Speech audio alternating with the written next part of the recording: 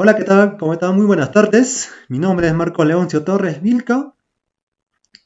Eh, en esta ocasión voy a dar a conocer la clasificación de semiología de los trastornos del lenguaje en el niño. Nos menciona que es la adquisición que se halla inmersa dentro del mundo psíquico del individuo. No obstante, el desarrollo del lenguaje también está ligado a una evolución neuropsicológica progresiva. Este proceso cognitivo y a la vez de naturaleza modular se ve afectada por una serie de trastornos del lenguaje que involucran un amplio grupo de patologías. Estas patologías a veces pueden perdurar por toda la vida, pero esto sin embargo va a depender mucho del grado de maduración donde se va a encontrar el individuo. La adquisición del lenguaje. En estas vamos a ver tres teorías que plantean sobre la adquisición del lenguaje. La que es la teoría innatista, la teoría cognitivo, la teoría interaccionista. La teoría innatista de Chomsky menciona que el niño está programado para adquirir el lenguaje. También se produce gracias a una serie de habilidades innatas que posee el individuo.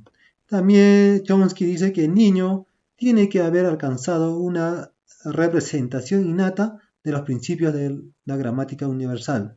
Es así que Chomsky menciona que la adquisición del lenguaje ya es innato, que el infante o el niño ya está predestinado para adquirir este sistema lingüístico. Teoría cognitivo de Piaget. Para entender la teoría cognitiva, primero nos dice que la teoría cognitiva es la que va a evocar la información y va a analizar en el cerebro, es decir, son procesos mentales. El desarrollo cognitivo se produce sin la presencia del lenguaje, es decir, el individuo en primera etapa no conoce el lenguaje, no conoce los signos lingüísticos. Esto lo va a adquirir con el transcurso del tiempo, es decir, paulatinamente. Durante la etapa sensomotriz, el pensamiento está ligado a las acciones y a las cualidades sensoriales de los estímulos. De acuerdo a Piaget, hasta que el pensamiento no es simbólico, el lenguaje no estimula el desarrollo cognitivo. Plantea también que esta concepción lo primordial es comprender cómo el pequeño llega a dominar los principios funciones lingüísticas. Entonces, por último, la teoría interaccionista menciona que las personas aportan su grado de madurez, motivación, autodisciplina, carga biológica innata, predisposición o estilo de aprendizaje a la actividad de construir esquemas a partir de sus interacciones con el medio ambiente. Entonces, esta teoría menciona que es muy importante el intercambio o la interacción con el medio social.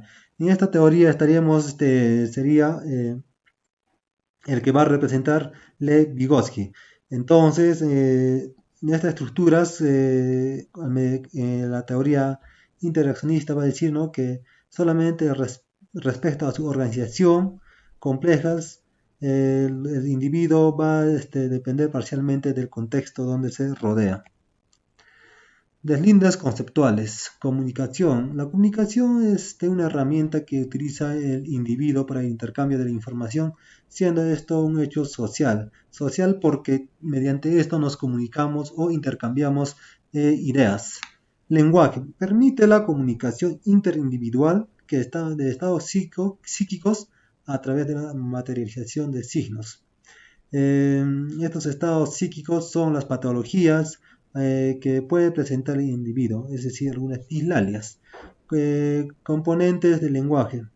Los componentes del lenguaje son 5. A través de estos 5 componentes, el lenguaje o el sistema lingüístico va a poder manejar o va a poder controlar algunas reglas de la ortografía o reglas de la semántica, morfosintaxis, fonética, fonología o pragmática. Estas reglas están adquiridas ya dadas en un contexto social. El habla. La realización concreta del código. Este código selecciona el signo que se va a emitir o se va a evocar, es decir, en nuestro caso es el español.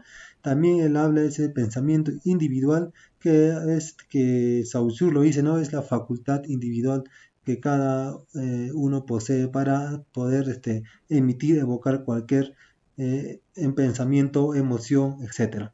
Retraso del lenguaje. Para Bashir, es un grupo heterogéneo de desorden del desarrollo o adquisición del lenguaje. Asimismo, también menciona que el retraso del lenguaje en algunos casos es la alteración crónica y puede persistir a lo largo de toda la vida. Entonces va a depender el infante dónde se va a contextualizar sus primeras etapas de vida. Dificultad del lenguaje, falta de desarrollo del lenguaje a la edad en que normalmente se presenta. Por último, cuando tenemos los deslindes conceptuales, es la alteración del lenguaje. El lenguaje se altera en afectaciones que sufre la persona en algún punto de cadena de comunicación.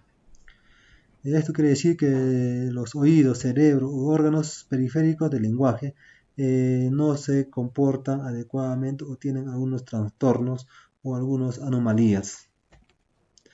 Trastornos del lenguaje del niño. Y aquí nos vamos a enfocar más que todo en criterios neurolingüísticos y criterios etiológicos y psicopatológicos. Trastorno del lenguaje del niño aborda básicamente el tema de la clasificación de los trastornos del lenguaje, para implicar, resaltar que tanto la labor del especialista dedicado a la evaluación e intervención como la del investigador deben estar organizadas en base a un modelo que sigue el análisis de la patología lingüística. Los criterios neurolingüísticos mencionan que la naturaleza modular del lenguaje, es decir, al momento de expresar o evocar cualquier signo lingüístico, se considera como cuadro clínico, se encuentra en correspondencia o una eficiencia en alguno de los componentes lingüísticos, tanto a nivel comprensivo como expresivo. El nivel crítico, etiológico y psicopatológico, esto se enfocará más que todo para estimar una patología como congénita o adquirida, es decir, el individuo, estas patologías psicopatológicos lo va adquiriendo en el transcurso de su vida cotidiana o va a ser como dada como herencia de parte de los progenitores. Es por eso que los criterios cronológicos para diferenciar entre patología del lenguaje congénita o adquirida mencionan este cuadro los autores Cherry y Müller. Mencionan que Betts y Coles su criterio es agrupa sin distinción trastorno del lenguaje por lesión cerebral desde los 6 meses a los 6 años, es decir, que esta patología es adquirida. Entonces, los trastornos del lenguaje básicamente se va a enfocar si estos criterios se va a dar de manera adquirida, concebida, o va a ser hereditaria o congénita. Es por eso que Chomsky mencionaba que el lenguaje es innato, ya el infante ya está predestinado o tiene ya la conciencia o el medio ambiente lo exige para que aprenda un signo para poderse desenvolverse adecuadamente en el contexto. Muchas gracias. Ya. Doctor, buenas tardes. Compañeros, buenas tardes. Hoy voy a exponer sobre la semiología de los trastornos del lenguaje en el niño. La semiología nos trata de decir que es el estudio de los trastornos del lenguaje que nos permitirá realizar la evaluación exacta de las dificultades que puede presentar un niño. Porque a largo plazo esto puede afectar para el aprendizaje de los niños, ¿no? Estos se clasifican por niveles. Tenemos el déficit genósicos que pertenece al nivel 2, y dentro de él tenemos la agnosia auditiva y la agnosia verbal. ¿Qué es la agnosia auditiva? Es la incapacidad de reconocer sonidos o ruidos cotidianos que normalmente nosotros tenemos esa capacidad, pero hay niños que no. Entonces, esto puede ser adquirido o puede ser congénito. Y también depende mucho en qué periodo se detecte para que no haya mayor severidad en los años. En cuanto a la agnosia verbal, nos dice que es la incapacidad de reconocer el lenguaje oral. ¿Qué quiere decir esto? codificar los signos o decodificar el lenguaje, ¿no? Que cuando alguien habla, el niño no puede interpretarlo. Esto, si no se detecta a tiempo o si se detecta cuando el niño ya está grandecito, puede llevar a mutismo. Ahora, siguiente diapositiva.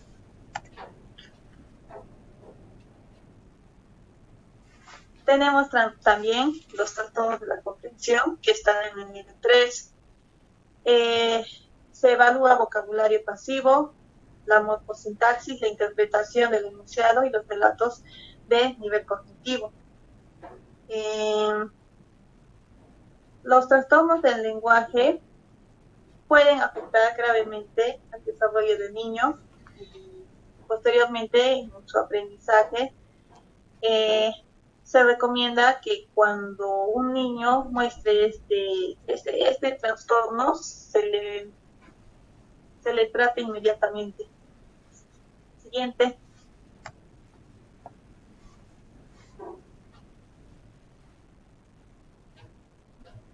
Tenemos el déficit práxicos de la trastornos de la articulación que se encuentra en el nivel 5.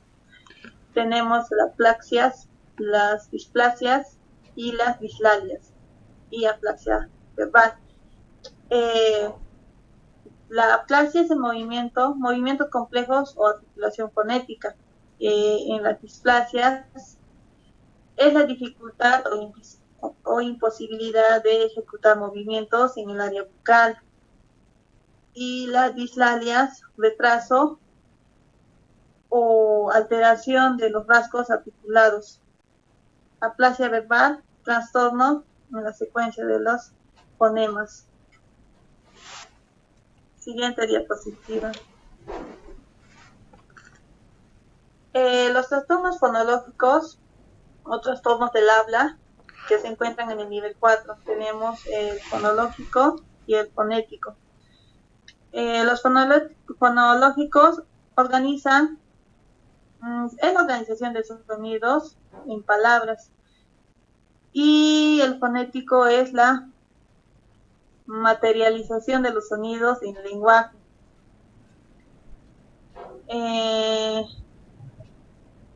La alteración en la producción articulada de los sonidos, o sea, los fonos, afecta la inteligencia del habla de diferentes grados.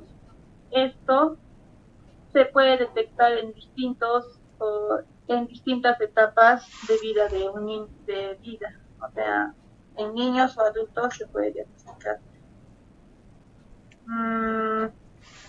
Siguiente diapositiva. La aplaxia del habla. Es un trastorno de habla poco común, el cual hace que los niños tengan dificultad en los movimientos precisos del habla. Afecta mucho la habilidad de los niños para planear los movimientos de los labios, la lengua, la mandíbula, que son fundamentales o necesarios para que nosotros podamos realizar el habla. Se puede dar desde niveles moderados o hasta la ausencia total del lenguaje, o sea, el mutismo. En los niños pequeños predomina el problema fonético, en cuanto a los niños grandes predominan los problemas fonológicos.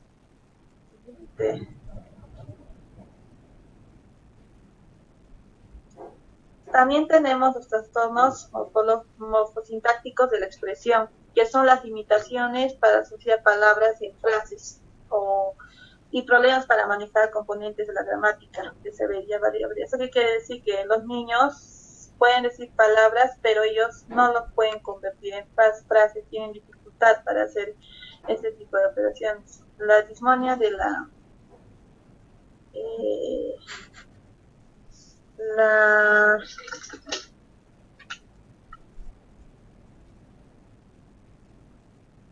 dismorfia, trastornos de la recuperación de las palabras.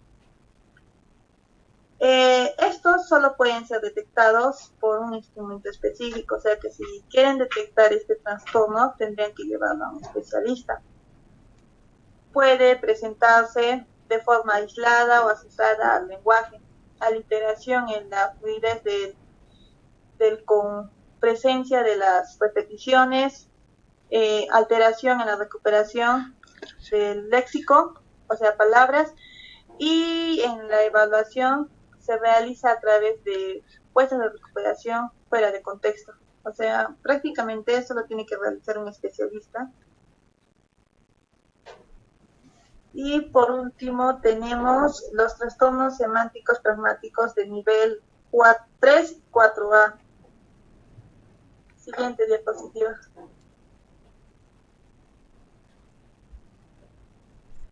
Estas son las alteraciones en el uso funcional del lenguaje y detectado bajo observación minuciosa. Sus características son habla fluida, frases correctamente estructuradas, vocabulario adecuado para la edad. Alteraciones: comprensión, función y utilidad del lenguaje, tanto para los intercambios interpersonales como para los míos. Reemplazan preguntas, pero no atienden a las respuestas. ¿Eso qué quiere decir? Con que realizan preguntas, pero no entienden una pregunta. Es como que en una exposición, por ejemplo, un niño una pregunta, él las realiza, pero al recibir respuestas, estos no los pueden decodificar, o sea, no captan las respuestas. Se presentan en los niños autistas, sobre todo, así como en los niños de síndrome de Asperger y los niños con hidrocarpia. Y eso sería todo. Gracias.